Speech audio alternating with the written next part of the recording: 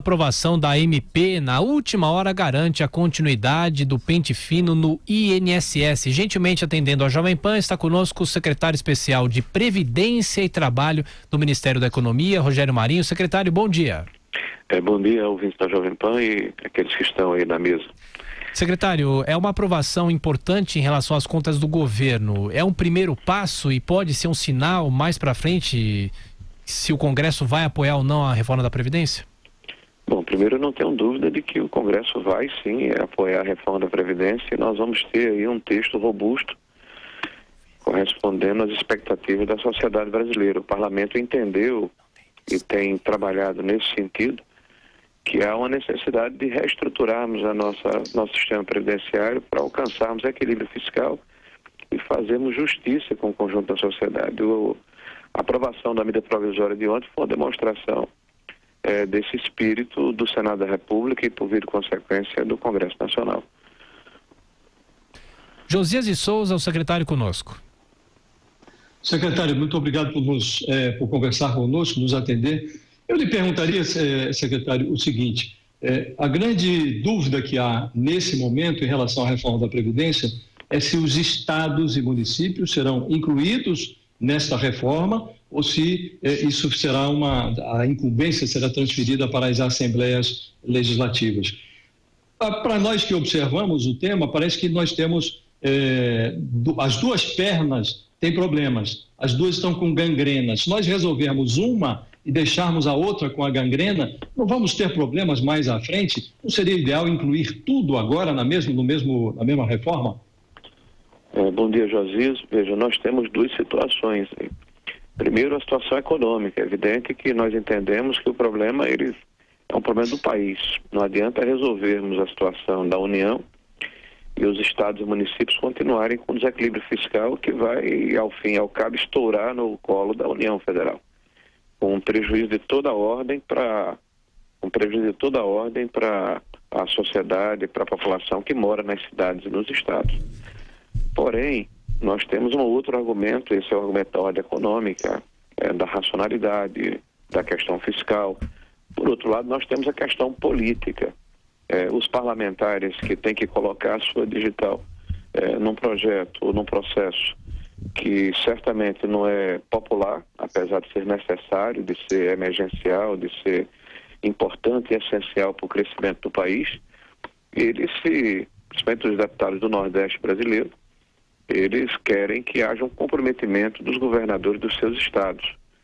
Então essa é a equação que nós estamos debruçados. O governo defende que haja a presença dos estados e municípios, mas é o Congresso que dará a palavra final. Eu acredito que os governadores e prefeitos devem estar conversando com os parlamentares que representam os seus respectivos estados e municípios, no sentido de convencê-los pela manutenção dos estados e municípios no texto. Denise. Secretária Denise, quem está falando, bom dia. Não, Denise, bom dia. Agora, secretário, uma coisa é a aprovação do texto do relator na comissão e outra é depois a aprovação em plenário, que vai exigir muito mais votos. Nos acertos aí com o relator em torno de possíveis modificações, isso está sendo levado em conta, essa diferença, porque é mais fácil haver um convencimento na comissão, inclusive no que se refere a essa questão dos estados, mas tem aquelas outras alterações que estão colocadas na mesa desde o início, em relação ao BPC, aposentadoria rural, pega também dos professores, muitas coisas se pensa em alteração. Há essa preocupação em fazer um texto que seja aceito pela comissão e depois também em plenário?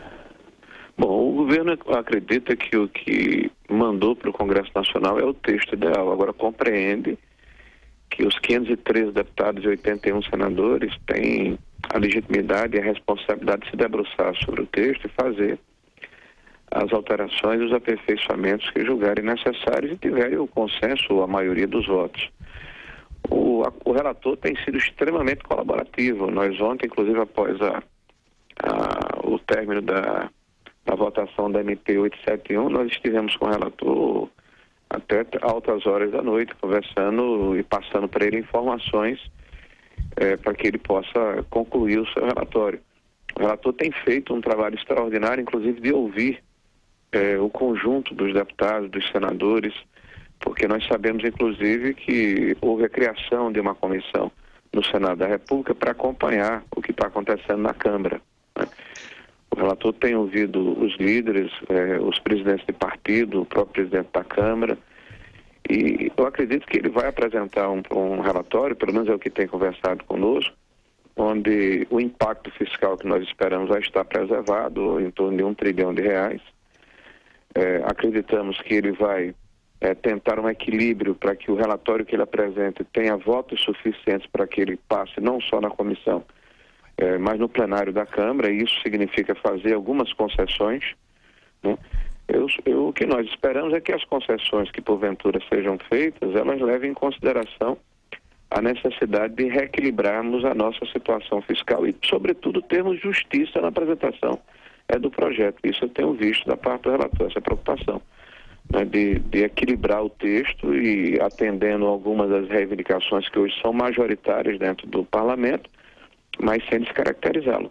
Secretário, rapidamente a última pergunta, Augusto Nunes. Secretário, eu tenho a impressão, quanto à inclusão de estados e municípios na reforma da Previdência, eu tenho a impressão de que está sendo enviado um recado a governadores que simulam apoiar e que em público apoiam a reforma e, em particular, dizem aos deputados que o voto deles é livre.